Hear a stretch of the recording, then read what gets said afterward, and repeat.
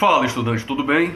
Já faz um tempo que eu não publico um vídeo aqui devido à correria do dia a dia, mas hoje nós vamos dar continuidade ao nosso estudo, retomando um quadro que eu já não faço há algum tempo, que é o de resolução de questões. E vamos manter ele por um tempo maior, para que você possa não só aprender alguns conteúdos novos, mas também já aplicar diretamente nos seus testes, provas e exames. Eu me chamo Paulo Aragão e esse é o Minuto Biológico.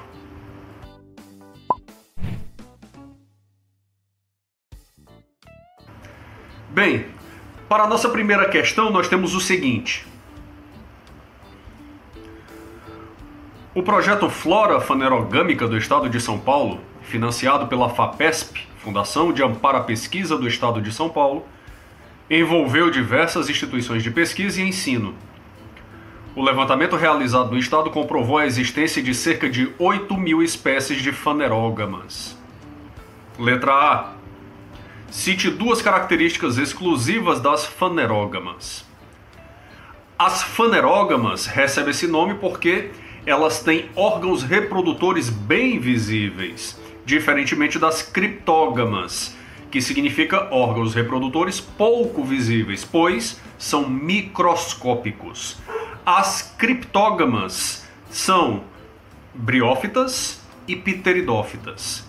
As gimnospermas e angiospermas são fanerógamas. O prefixo fanero significa evidente, conspícuo, chamativo.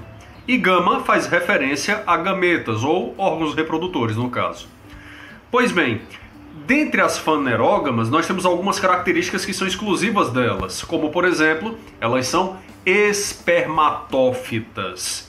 Significa que elas têm a capacidade de produzir sementes. Elas também são sifonógamas. Elas têm a capacidade de formar tubo polínico. Elas possuem, em alguns casos, flores, como é o caso das angiospermas. A estrutura mais próxima da flor e com mesma funcionalidade nas gimnospermas é conhecida como cone ou estróbilos. Outra característica interessante que também ocorre nas angiospermas é a presença de fruto. E esse fruto é exclusivo desse grupo. E ele serve como atrativo para que animais possam se alimentar e, consequentemente, distribuir as sementes ao longo do seu ambiente. Letra B. As fanerógamas englobam dois grupos taxonomicamente distintos, sendo que um deles é muito frequente no estado e outro representado por um número muito pequeno de espécies nativas. Qual dos grupos é pouco representado? Dentre as angiospermas e gimnospermas, aquele que é menos representado é o caso das gimnospermas, o filo Coniferophyta. A espécie de pinheiro que nós temos aqui nativa do nosso país é a araucária, também conhecida como Araucária angustifolia, é o nome da espécie. Já as angiospermas são todas as plantas frutíferas, então, obviamente, elas são bem mais diversificadas. Letra C. Que outro grupo de plantas vasculares não foi incluído nesse levantamento? As plantas vasculares são representadas por três grupos: gimnospermas, angiospermas e as pteridófitas. As pteridófitas são bem representadas pelas samambaias. Existe também o samambaiaçu, seria uma pteridófita de porte arbóreo. Normalmente as pteridófitas têm porte arbustivo.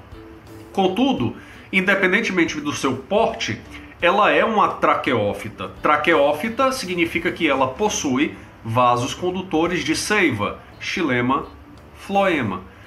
Existe um grupo que não tem vasos condutores, é o grupo das briófitas, dos anthoceros e das hepáticas. Esses três grupos fazem a distribuição dos nutrientes por difusão, ou seja, passando as substâncias de uma célula para outra. Vamos agora para a nossa segunda questão, onde diz o seguinte: a remoção de um anel da casca do tronco de uma árvore provoca um espessamento na região situada logo acima do anel. A árvore acaba morrendo. Letra A. O que causa o espessamento? Por quê? Esse espessamento está relacionado aos vasos condutores, especificamente aos vasos de floema. Os vasos de floema são responsáveis pela condução da seiva elaborada. Em outras palavras, é basicamente água e matéria orgânica, produto da fotossíntese do vegetal. Consequentemente, remover um anel da casca vai danificar diretamente esses vasos de floema. Os vasos liberianos também são chamados assim. Isso acontece porque esses vasos são mais externos dentro do corpo do vegetal, enquanto os vasos de xilema ou vasos lenhosos são mais internos e logo o espessamento ocorre devido ao acúmulo e à pressão exercida pela seiva elaborada nos vasos de floema que estão logo acima da região do corte. Letra B. Por que a árvore morre? A remoção do anel na casca vai impedir a descida da seiva elaborada para as demais partes do corpo do vegetal, e em especial as raízes. Consequentemente, se a seiva elaborada não chega até as raízes, que é um ponto de consumo de nutrientes, o vegetal vai morrer, pois não está recebendo a matéria necessária para a nutrição das suas células, matéria que foi produzida pela fotossíntese na copa do vegetal. Letra C. Se o mesmo procedimento for feito num ramo, as folhas ou frutos desse ramo tenderão a se desenvolver mais do que as de um ramo normal. Por que isso ocorre? Nos itens anteriores, ele trabalhou com a perspectiva de fazer um anel na região do tronco, do caule. No caso de um ramo, o fenômeno é o mesmo, só que não mata o vegetal, porque vai existir vários outros ramos que vão continuar fazendo fotossíntese e enviando seiva elaborada até as raízes. Se um único ramo for, digamos, escolhido para fazer um anel na casca, a remoção daquele anel na casca, apenas ele vai ser, digamos, danificado e a seiva elaborada que foi produzida naquele ramo se acumula nele. Como consequência, os frutos se desenvolvem mais, dada a maior concentração de glicose, a maior concentração de nutrientes. Letra D. No inverno, em regiões temperadas, a remoção do anel não causa espessamento nas árvores, que perdem folhas. Por quê? No caso dos vegetais que perdem as folhas no inverno, nós temos uma situação em que não vai ocorrer fotossíntese. Onde é que ocorre fotossíntese? Qual é o principal órgão vegetal que faz isso? As folhas. É claro que, a depender das espécies, existem outras estruturas, como caules, que podem fazer fotossíntese.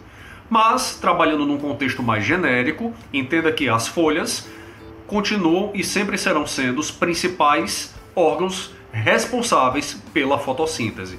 Se durante o inverno o vegetal derruba as suas folhas, a taxa fotossintética dele é praticamente nula ou inexistente. Logo, não vai ter produção de seiva elaborada e mesmo que você faça um anel na região do caule, o vegetal não vai morrer. E como é que ele consegue sobreviver, professor? Com as reservas. Os vegetais produzem alimento suficiente para atender às suas necessidades e armazenam sempre um pouco. E outro detalhe, durante um inverno muito intenso, a taxa metabólica diminui, o que também diminui a demanda por nutrientes, a quantidade de alimento necessário para manter o vegetal vivo. Eu espero que você tenha aprendido bastante nesse vídeo de hoje, tem várias informações. Se ficou alguma dúvida, deixa nos comentários. Eu vou tentar trazer mais vídeos de questões de forma mais intensa no canal, pouco a pouco. Um grande abraço e até o nosso próximo Minuto Biológico.